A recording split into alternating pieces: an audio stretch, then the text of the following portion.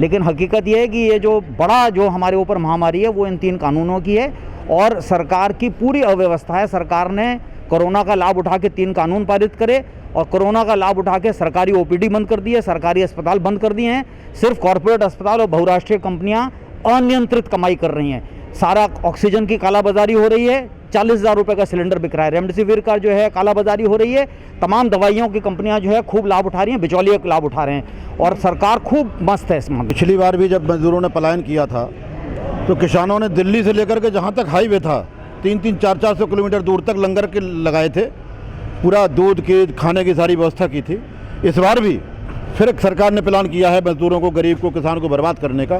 फिर लॉकडाउन लगाया है और मजदूर अपने कारोबार को छोड़ करके निकल पड़ा है। तो हम लोग चूँकि यहाँ दिल्ली के बॉर्डर पे पड़े हैं तो यहाँ से बराबर खाना उन मजदूर भाइयों के लिए खाने की व्यवस्था, पानी की व्यवस्था बराबर यहाँ से की जाएगी, क्योंकि हम सरकार के भरोसे अपने भाइयों को मरते हुए नहीं छोड़ना चाहते। सरकार भले ही मार देना चाहती, लेकिन हम अपने भाइयों की मदद करेंगे, जो भी बन पड़ेगी वो पूरी मदद की जाएगी।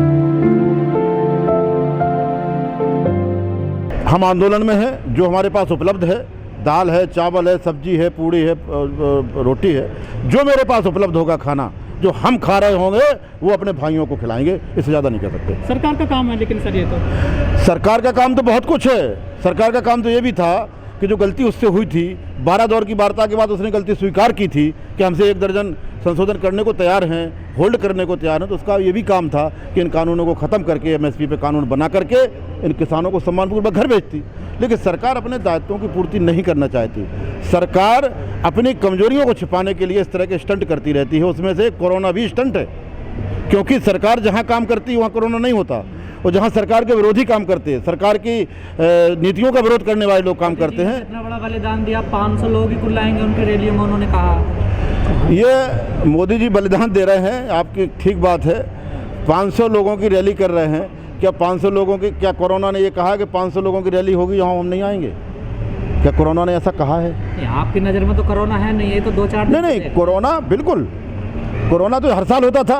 खांसी जुकाम बुखार होता था, सीजनल बुखार है, होता था, हर बार होता था, और इस बार भी हो रहा है। लेकिन इसके बावजूद भी बात सरकार की नहीं है, बात कोर्ट की है। बात कोर्ट की है। कोर्ट ने जो गाइडलाइन हमको दी है उसका जरूर हम पालन करें। हॉस्पिटल तो आपने यहाँ नज़दीक में तलाश लिया, शमशान घाट कहाँ तलाश होगा? नहीं, आप ऐसी भावना क्यों रखते हैं कि हमें शमशान घाट तलाशना पड़े?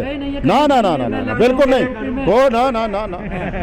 आपसे मैं निवेदन करूंगा, मेरे साथ सिंपैथी रखिए, मुझे हॉस्पिटल तक ही सीमित रखिए, शमशान घाट की तरफ मत ले जाइए, मेरा आपसे निवेदन है। सरकार तो शमशान घाटों पे ज्यादा ध्यान दे रही है, कह रही है शमशान चाहिए, कब्रिस्तान चाहिए, उसी पे। हाँ, ये महत्वपूर्ण प्रश्न है। सरकार का प्लान पहले से ही था कि कब्रिस्तान और शमशान हमें इतने मजबूत करना पड़ेंगे, क्योंकि उनका प्लान था कि इस तरह की बीमारी ला करके और लोगों को उसको ले जाना पड़ेगा, तो वो उनका प्लान था, लेकिन ये हमारा प्लान नहीं। देखिए किसानों, इस वेव के बारे में एक चीज़ जान लीजिए कि 90 से 95% कोरोना के शिकार शहरों में हैं और हाई राइज बिल्डिंगों से निकल रहे हैं। गांव के अंदर इसका फैलाव बहुत कम है, और गांव को जो प्रभावित करने वाला सवाल है वो ये 3 कानून और एमएसपी का सवाल है। सर, गाजीपुर बॉर्डर पर हम देख रहे हैं सभी किसान के जो बड़े लीडरान हैं, सबके चेहरे पे मास्क आ गए हैं। क्या कोई डरा गया क्या? नहीं, डर नहीं है, बिल्कुल ये एक संदेश है कि जो हिदायत की ज़रूरी हिदायत है उसको पालन कर लिया जाए, सिर्फ इतनी बात है। हम लोग यहाँ पर अभी सैनिटाइजर भी लगवाएंगे, तो इसलिए हम केवल हिदायतों का पालन कर रहे हैं। ट्विटर पर ट्रेंड चल रहा है, मोदी जी इस्तीफा दो या काले कानून वापस लो।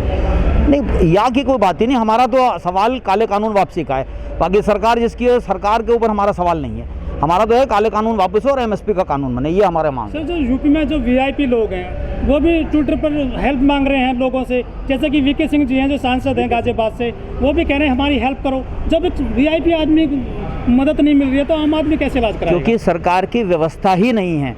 आप जो है दिल्ली के बड़े अस्पतालों में देखिए, वहाँ पे धूप में मरीज खड़े होकर केवल टेस्टिंग करा रहा है। तो ऐसे हालत बुखार वाले मरीजों की जा रही है। इतनी दुर्दशा सरकार ने पिछले साल तो 1 करोड़ लोगों को पैदल यात्रा करवाई। अब जो है ये करोड़ों मरीजों की इस तरह की दुर्दशा कराने पर खड़ी हुई है, क्योंकि सरकार को जनता की चिंता नहीं है, इसको केवल कारपोरेट की चिंता है, और उसमें भी बहुत सारी विदेशी कंपनियां हैं। सर, आपके लिए तो कठिन हो गया, आप तो वैसे विरोध कर रहे हैं सरकार का, आपको तो वैसे नहीं मिलेगा। क्या नहीं मिलेगा? हमें सब मिलेगा। कोई भी नहीं, वो कोई बात नहीं। अगर इसको अस्पताल चलाना होगा तो इलाज फ्री करना होगा।